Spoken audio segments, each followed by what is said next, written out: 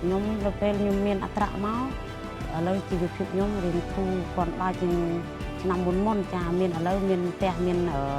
ម៉ាស៊ីនច្រូតមានឡានមានអីជិះមានម៉ូតូមានអីវាធូរធារជាងមុនចា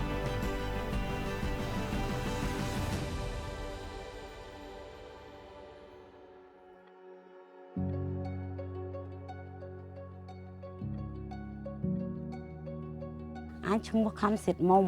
បាយឃុំបតាំងស្រុកលំផាត់ខេត្តរតនគិរីអញជនជាតិតំពួនមកនៅហ្នឹងប្រហែលជា2002តែមុនទៅមកអត់មានអីទេមកហ្នឹងគឺតែទេហ្មងផ្ទះក៏អត់មានទេពីមុនហ្នឹងបងទៅធ្វើដែរអត់មានទេពីមុនមកនៅផ្ទះខ្ទមផ្ទះស្បូវនិយាយបើពេលខ្ញុំយកធនាគារជីវភាពខ្ញុំប៉ុណ្ណឹងវារៀងធូរតិចតួចហើយលោកគ្រូតែមិនខ្លាំងប្រហែលទេរៀងថា30-40% ចុះពីមុនវាលំបាកខ្លាំងលំបាកនិយាយទៅលំបាកខ្លាំងមិនមែនថាលំបាកតិចតួចខ្លាំងហ្មង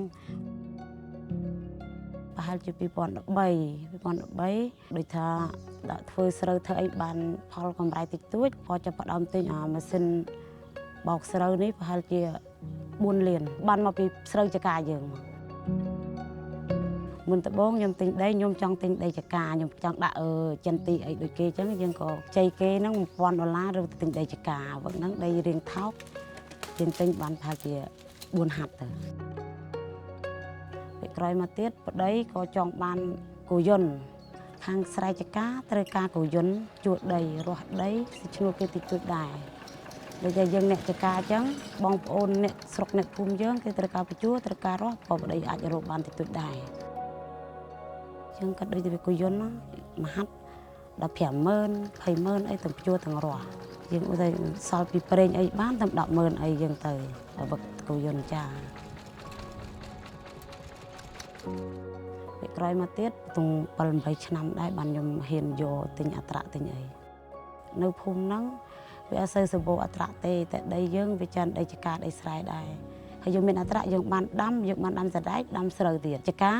ក៏បានបញ្ជួស្រែក៏បានបញ្ជួវាបានច្រើនអត្រៈ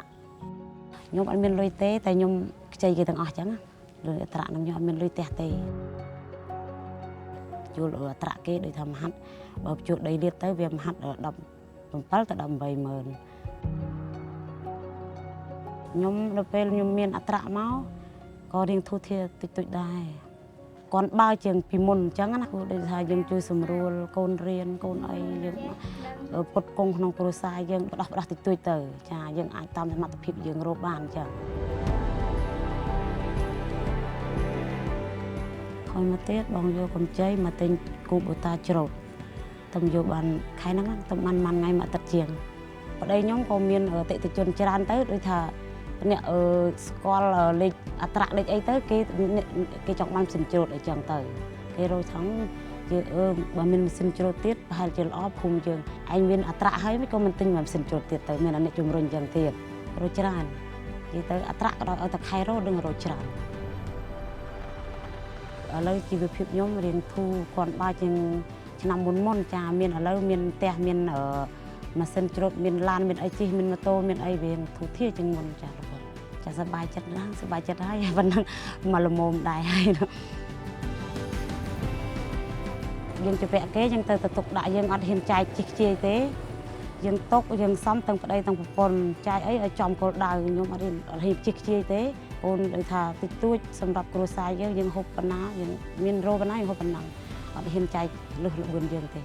ព្រោះយើងពាក់គេសងគេមុនមិនហ៊ានចាយតិចក្រោយខ្ញុំយកធនាគារប្រកាសទៀតយើងអាចរស់ស៊ីធូរធារបានបើយើងចេះទុកដាក់សំបើយើងយកលុយគេហើយយើងទិញរបស់ឲ្យចំគោលការណ៍យើងចង់ទិញឡានទិញអត្រៈទិញម៉ាស៊ីនច្រូតទិញម៉ាស៊ីនច្រូតឲ្យតែយើងត្រូវគោលការណ៍គឺយើងរស់ស៊ីគឺរីកចម្រើនហើយបើយើងយកតាមភូមិប្រកាសថ្លៃហើយផលលំបាកគឺច្រើន